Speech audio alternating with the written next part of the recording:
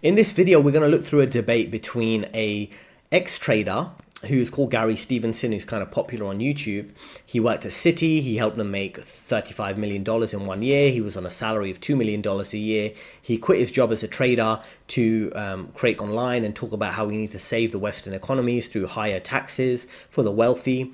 And then he's debating with a tech entrepreneur who has a net worth over $10 million, who you can see on your screen right now. And they're going to be debating about, how the system is. Can you succeed in the system? Should they taxes? Should you focus on improving your career?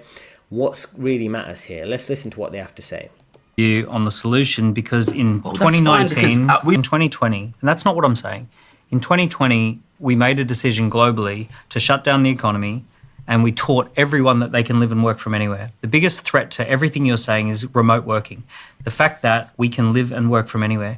Our grandparents, their boss, if in a company, that company had to physically be in the country and the boss had to physically be in the country. If we look at today, there are plenty of fitness trainers who work for a gym and the owner of that gym is somewhere overseas. Plenty of people work and live in a restaurant and the owner of the restaurant lives overseas. You can run a business from anywhere in the world right now. So the problem that we face is that you're describing how on one hand you say we need to tax it at the point of sale, which is a consumption tax. And it's not if it's a tax on profits. Okay, and then you say a tax on profit, and then you say, but then we'll stop profit shifting. By the way, I'm also actually all for this idea of stopping profit. I've already said, I think it's utterly ridiculous the way that many of these global companies are treated. And if we don't stop that, then all the money just flows out to the tech companies. So I'm on that. But when you say tax the rich, the actual people who own the companies, those people can just be anywhere right now. So they aren't. Their customers, they're where their customers are. Listen, Amazon doesn't pay any US tax. Where are the customers? In the UK and the US. US. Do you really think it's impossible for us to tax that? Well, you're talking about taxing people at 10 million plus, right? So this is a lot of startup entrepreneurs. Jeff Bezos is a lot more than 10 million. Jeff Bezos is worth a lot more than 10 million. But you talk about anyone above 10 million is on your radar. You don't want people worth £11 million to be paying more tax. I'm not just talking, it's not that. Dan, if you're worth more than £10 million, we tax people on, as Gary says, that have more than 10 million. What are your options to avoid, say if your objective was to avoid that, what options do you have? Look, if my objective was to avoid it, I pass a board resolution that we're moving the head office somewhere else. Yeah. We move the intellectual property somewhere else, up and move my family somewhere else. And within about a week or two, we've got a WeWork office somewhere else. I've got a house on Airbnb somewhere else. And I cut ties with the UK and I'm non-tax resident here. And I have a digital business. I can my head office anywhere in the world. If there was a particular country that turned hostile towards our operations, then I'd have to withdraw service thing, so that's possible, but it's unlikely to happen. But ultimately, if I actually get up and leave, then I get up and leave. Now, the bigger issue is, would I have been here in the first place? And then there's another issue. And here's the other issue, Gary, for you.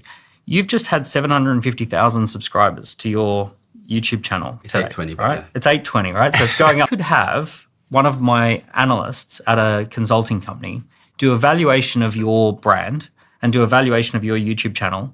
We could say this is a fast growth media company and it's worth 11 million.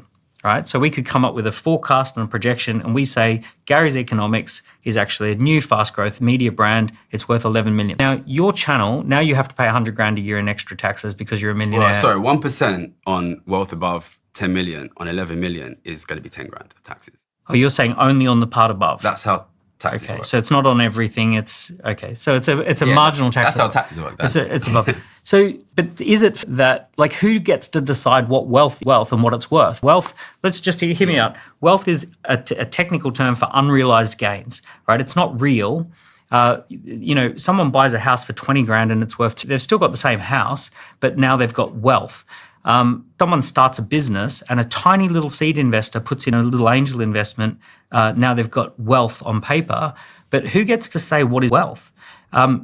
For example, if you introduce wealth taxes, theoretically, that will actually value of wealth of things anyway, because the things inside that economy are now subject to a disadvantage. So therefore, investors will be unlikely to invest in them to a certain point.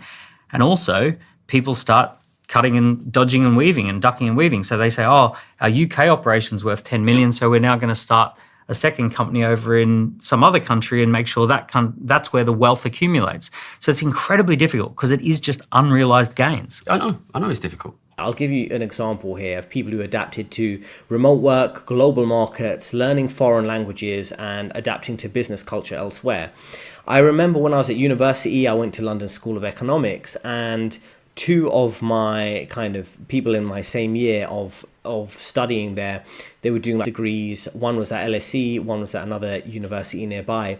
And they came from an African background, right? They came from, one was Nigerian, another one was, I forget which country he was from, but they were both black people who essentially had an interest in Asian markets, right? So one of them was into Japanese culture and anime and things like that, Street Fighter, and they were also kind of interested in Japanese culture broadly and visited several times.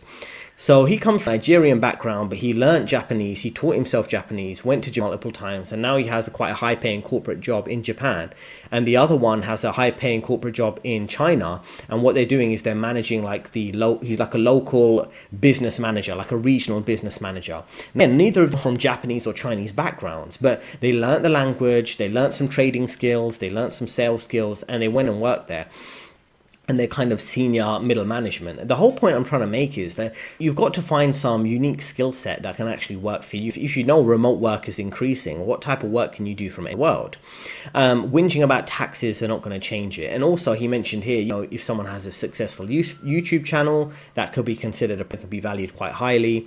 And it's all about understanding what are the changes in the economy and where you slide in rather than what the tax rate is. We did it, aren't we? Great. Go out and, you've said that you think if young people go and work and they can get financial security. If it was that easy, they'd all be doing it. They're not idiots. Our viewers are not idiots. They're trying. Finding good opportunities, and they're working so hard. I'm not the one saying they're idiots. You're the one who says that they can't do it anymore. I see people do it all the time. Like I'm working in entrepreneur from poor backgrounds.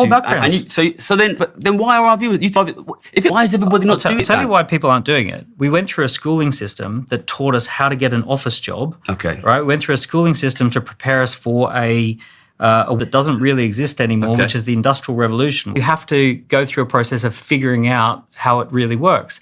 Okay. So what I see is most often the people who do really well financially who are young, they dropped out of school, they dropped out of university, they started learning how to do things by doing their own research. They start their own business or co-found a business, take a very alternative path. None of that was taught to us at school. None of it's taught to us in normal society.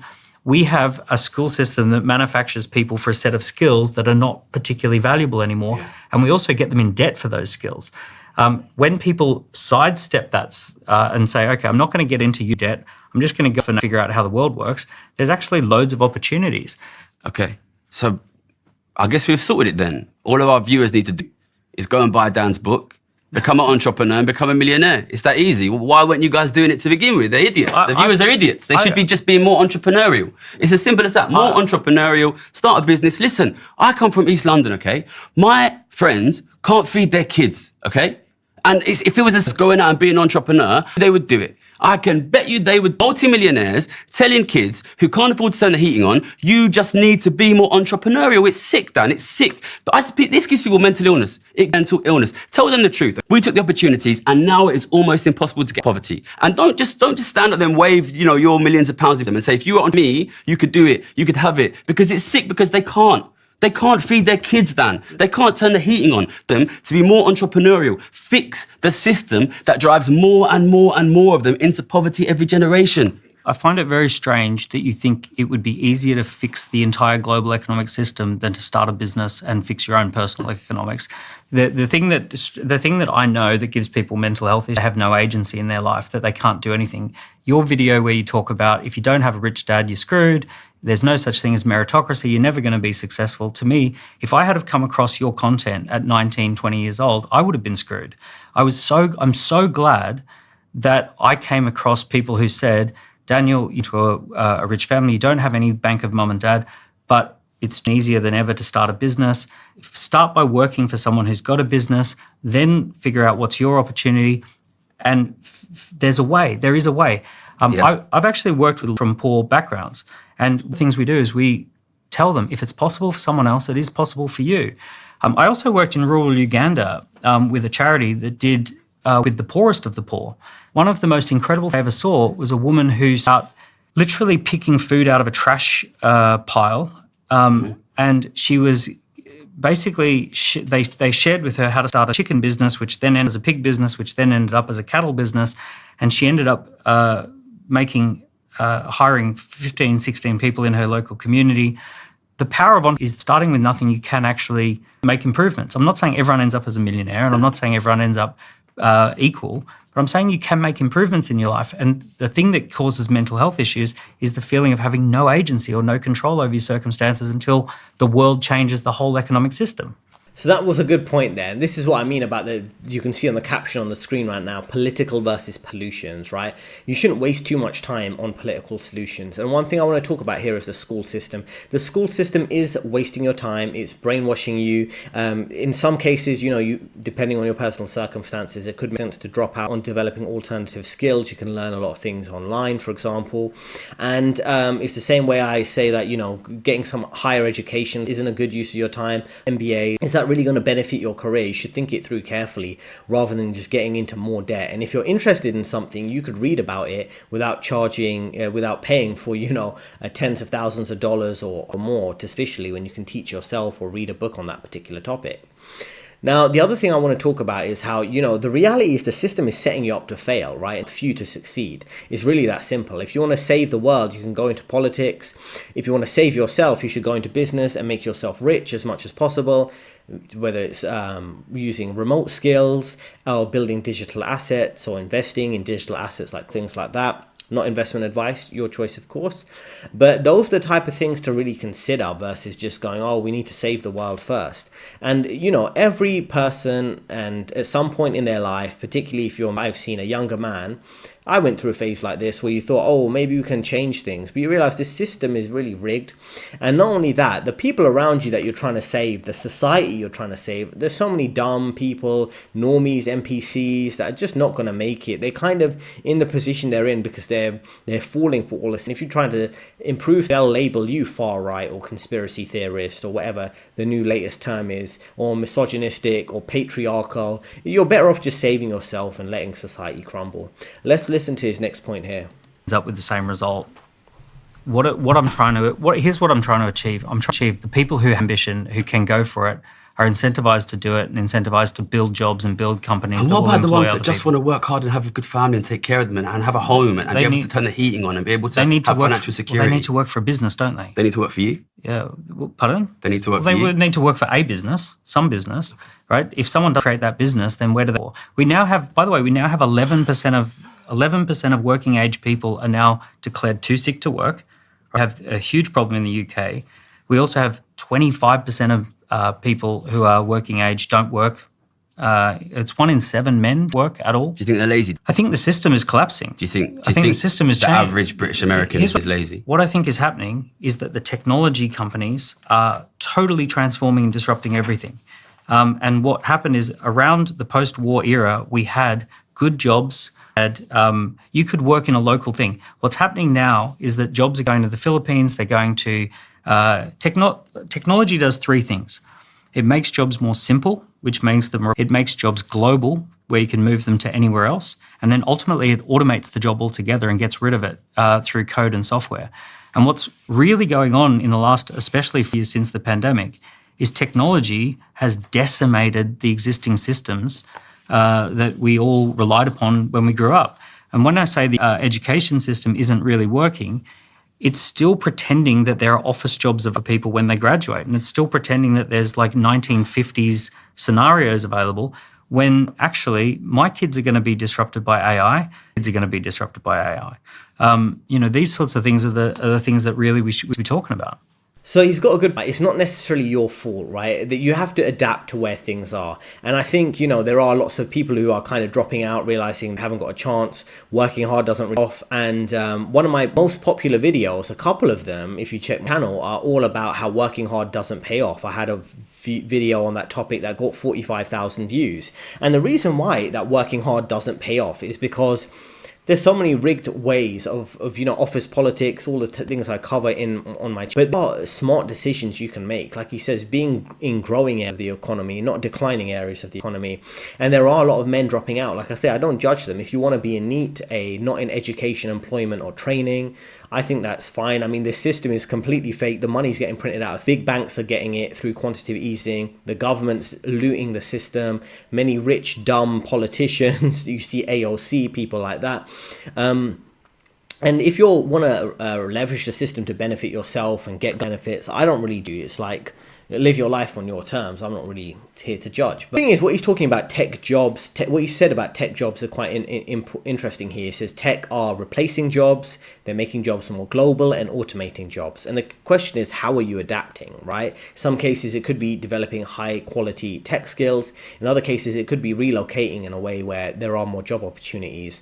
A small example I could give there, it's not for everyone, but I had a colleague who was a white British woman who was mid-management in London. She moved to New York to work there for several years. And after she hit a ceiling there, she moved to Mumbai, India, even though she's not from an Indian background, to become a very senior manager there. And she's making a ton of money, not doing a lot of work, playing a bit of office politics with senior management, managing the teams there. It's a super easy life for her and making tons of money. So, there's so many different ways of looking at things to find a need for yourself in this very difficult time. Down there have been economic situations that have been different. Dubai is a really strange situation. It's a desert. It's inhospitable to live in. It's the last place in the world most people would or choose that they would want to be, and yet it's one of the most economically rich places in the world right now. They actually didn't start with oil wealth. They were able to borrow money to build Dubai. But the low tax environment has now attracted some of the world's most talented people to go and build technology companies there. And I don't know, have you been there recently? I've been to Dubai, a few years ago now, but I've been there. So at the moment, it is the most thriving entrepreneurial community on earth outside of the US, but probably even rivaling the US, that there are investors, there's entrepreneurs, and the wealth is going through the roof. I've got two friends who are personal trainers, fitness trainers. One fitness trainer has to stop working more hours because he's hit 50 grand a year and he now gets taxed at 40%. So he's basically decided he's going to earn right up to 50,000 and then stop working. And then the other fitness trainer went to Dubai, launched an online fitness community and has just bought a $350,000 Ferrari. And one is pumped and super excited about building a business because he's not overtaxed. The other entrepreneur has literally said, I'm not willing to do this because of how much I have to pay. Just want to be clear, I've always campaigned for lower taxes on working people. On working people. Always. So. But here's the thing. I was asking you've just been best-selling authors in the country.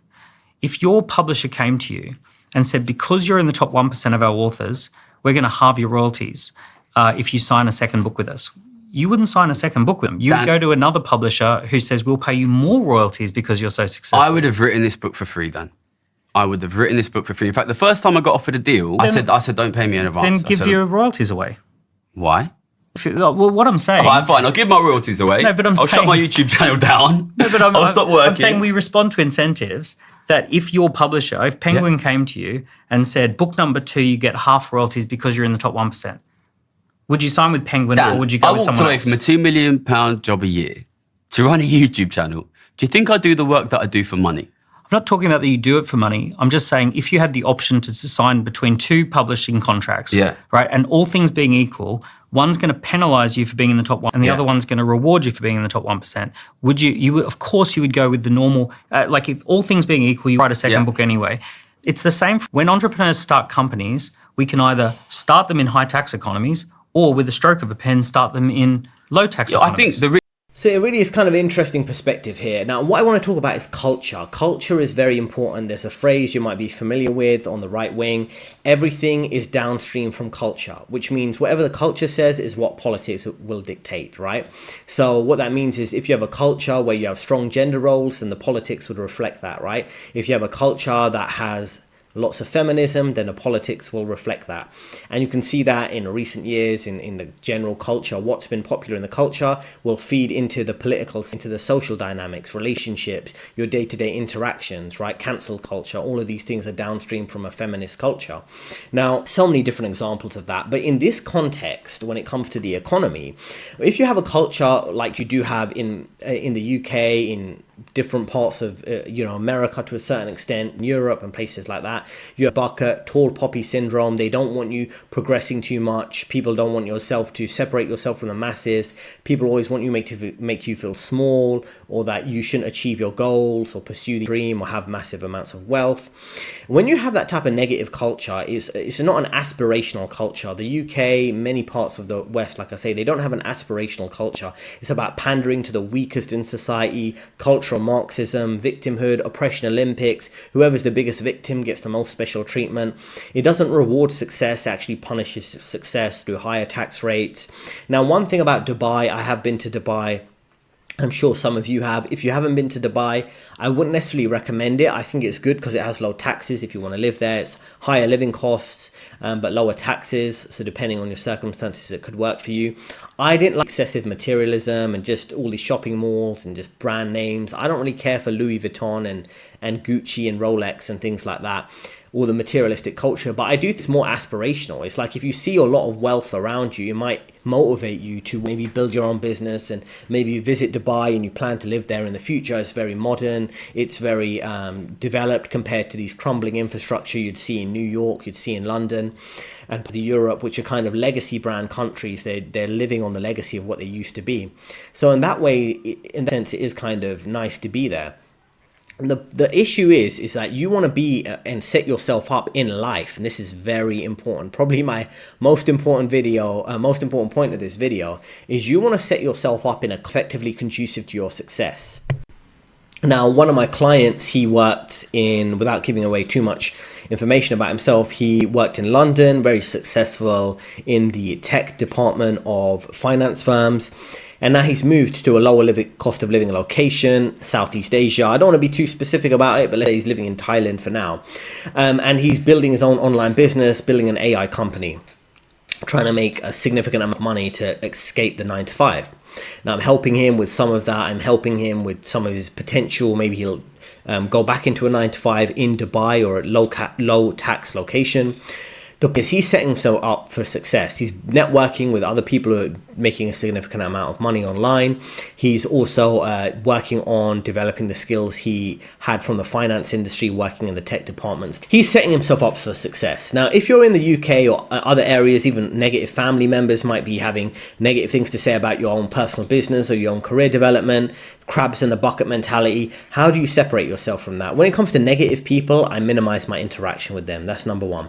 Number two, I would say set up little vision boards or little visual cues around where you live. For example, in my home, opposite my bedroom, I have a notice board where I can put different images that are inspirational, maybe property I want to buy, locations I want to visit or live in. You can have a motivational whiteboard. I have a whiteboard where I can write using a marker kind of positive affirmations. It could be song lyrics, it could be different things that motivate you. And the reason why that's so important, and I have another wall where I have a few images that I can change, like with portraits, so like the wall hanging type of images that inspire me, I want to achieve. Point is, just like all of you, we live in such a negative environment at times. It can be quite depressing. People are like, oh, just be happy with what you've got. You've got enough food, water, and shelter. That's enough. Don't aspire for too much. You have to inspire yourself to push yourself in such a negative environment, and there's ways of doing that by always creating a very positive state of mind, a motivated state of mind, a positive inner monologue, and also having those positive images around you. Because I realized even people who could be your parents, your friends, your co-workers, your managers, they want to be small. They don't want you to be someone who's very aspirational, that could overcome your adversities and be more successful than they are. Let's listen to the final clip here. I've got a question for both of you, which is, if you are a young person and you're 18 years old now, and that you're listening to this, but your objective really is an individualistic one. You want to get rich and you have a great future for you and your family, like all of us have been able to do. What would your advice be to them this moment in time? This is such a hard question. I know Dan's angry at me for what I put in my video, how to get rich. Somebody came around to my house and asked me this the other day. Obviously, I get asked it a lot because, stupidly, I'm very public about the fact that I'm rich. What I did is not replicable. It's not. I'm sorry. Why don't you teach me to trade? It's hard trading and it's dangerous. And I think a lot of young men are sold into trading and becoming gambling addicts. Work hard. And I wouldn't even say don't become an entrepreneur. these things work. No, if you think that you have an opportunity in tech entrepreneurship, go for it. Understand it. Think that sometimes this message, just become an entrepreneur and you'll make it, is a bit dangerous, because I think most people who try to become entrepreneurs fail. And I think it's super, super dangerous. The reality is, and maybe Dan won't like this, maybe you won't like this. I think it is very, very the young man or a young woman from a poor family to become rich. I think it's increasingly hard even to just get those basics of financial security. So listen, obviously reduce your spending if you can. Don't buy into this like Balenciaga bullshit. Stay away from that. But work hard, study hard, try to get a good job. But also understand, we are shrinking the seats on the lifeboat. That's what we're doing. We used to allow 50% to be secure. Then it's 40%. Then it's 30%. Then it's 20%.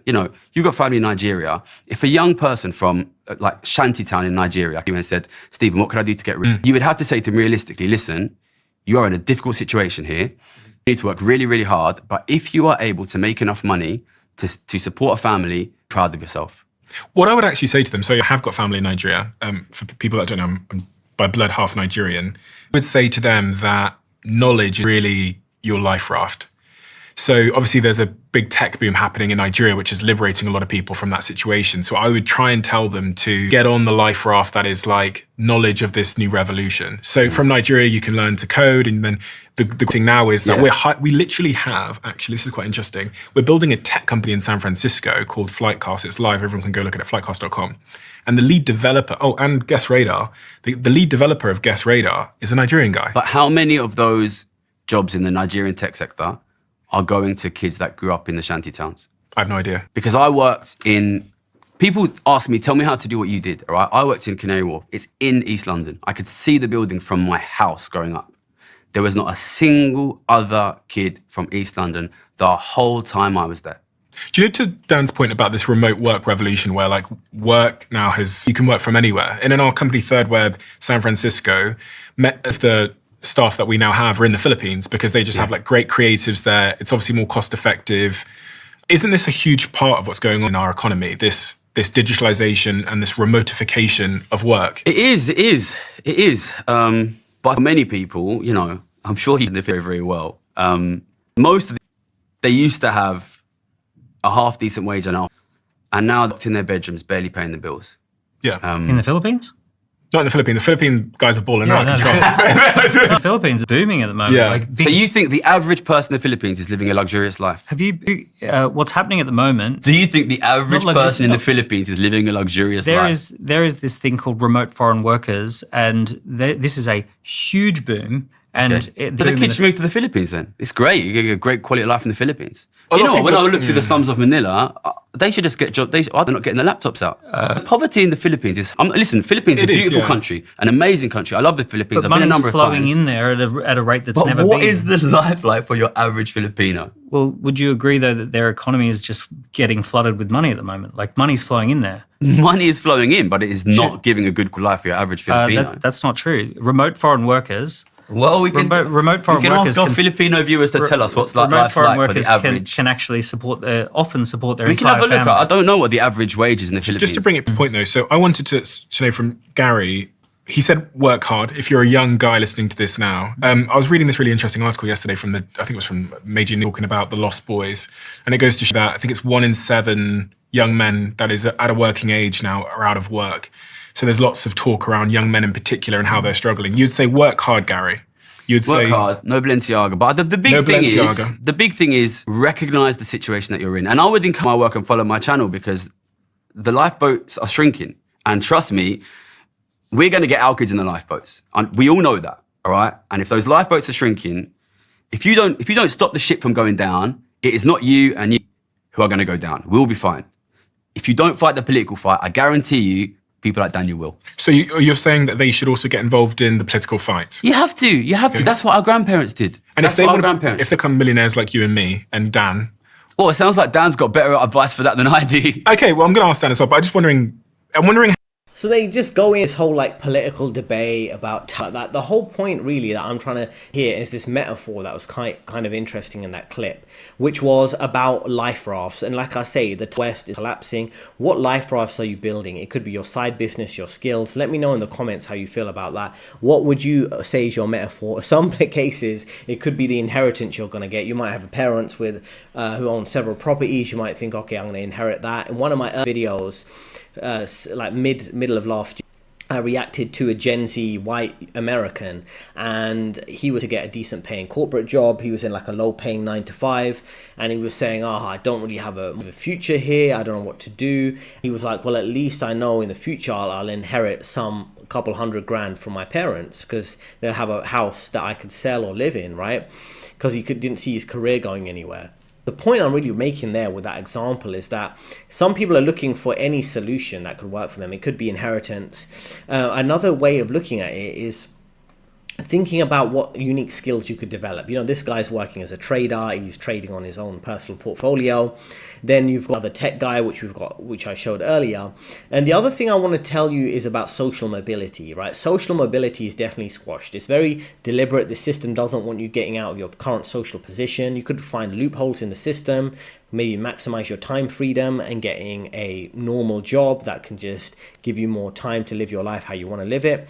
The other thing is setting a lower bar, which doesn't sound nice. Having lower goals rather than having big goals might not sound so nice, but some people, they might thought, oh, you know what, one day I'll go and have a family and buy a big house and live in the suburbs of London or New York, wherever you'd be based. But now there could be other goals you could have. It could be, well, maybe I'll be single or in a relationship if it works for me, and buy a coastal apartment in a developing nation. Maybe buy an apartment on the coast of Brazil or in Spain, or maybe if you've got Eastern Europe, maybe live in a nicer part of Montenegro, which is a very nice part where some wealthy people live, I know. So there's so many different opportunities and different ways of looking at things that you could really plan ahead for. Now, we've got comments here. Someone called Rusty Shackelford says, if someone in a society earned a 50th percentile wage, can't afford to raise a family, then the society's failed at a fundamental level. And that's true, right? Most people are not going to make it. Most people are going to be stuck without much progress. Helen Berger says, if everyone needs to become an entrepreneur to earn a living wage, then what happens to teachers, nurses, doctors, janitors, cooks, cleaners, security guards, police officers, emergency personnel? There's no incentive for the regular person to work. If they can't earn a living wage, the system's going to collapse, right? And then you've got all these other people who are complaining about this, and they've got legitimate points. Fry DJ says, know how they're constantly talking about improving a single person's life rather than the bigger challenge, the bigger opportunity, right? Now, I know this isn't going to sound nice, but I think if you are in more of a blue collar type of job, right, you could focus on a niche there, and you just need to let go of the idea that everyone can be saved, find a solution. If the question is, what's the solution for you? It's only the handful of people who, I wouldn't say handful of people, but it's going to be the minority of people who are going to win in this system. So let's go through this and look at some solutions. If you're a low-paying employee, if you're a teacher, you should focus on perhaps becoming an online tutor and focus on a niche there, maybe helping people pass their SATs or get good grades in their SATs or their entrance exams or university exams, and charge a high hourly rate. If you're a nurse, you could focus on a specific medical niche to progress your career, whatever growing area you see. There's more elderly healthcare needed as we have an aging population. There's also a growing niche for eye healthcare, like that. You can earn more money that way. Then you have things like cooks. If you're a cook, then you could definitely have like your own nutrition company, you can launch for your own set of clients. You could also have cookbooks you have for sale. If you're a emergency personnel, you could also focus on, if you're in any of the healthcare areas, doctors, emergency personnel, you could focus on your own niche in terms of helping people with their health issues or how to deal with like first aid scenarios. You could do first aid training for people. If you're a police officer or guard, you could have your own small security guard business, your own online coaching practice. Maybe you can teach people self-defense, how to deal with interactions with the law. I'm not saying there's perfect solutions for everybody, but there's little ways you can try to find ways of improving your situation, right? Rather than thinking, oh, I need to get involved in the political movement for higher taxes. That is not going to solve your situation. And that brings me on to one of my final points here. You need to show strength instead of seeking approval. Rather than doing whatever the masses are doing, you need to focus on what can work for you. Think clearly, be patient, be powerful, and use assertive clarity to find those loopholes, find those gaps in the matrix, if we want to use that phrase, that can work for you. Avoid approval-seeking softness, weakness, and things like that. Don't just be weak, like a weak sheep who's playing along with a system that isn't working for you.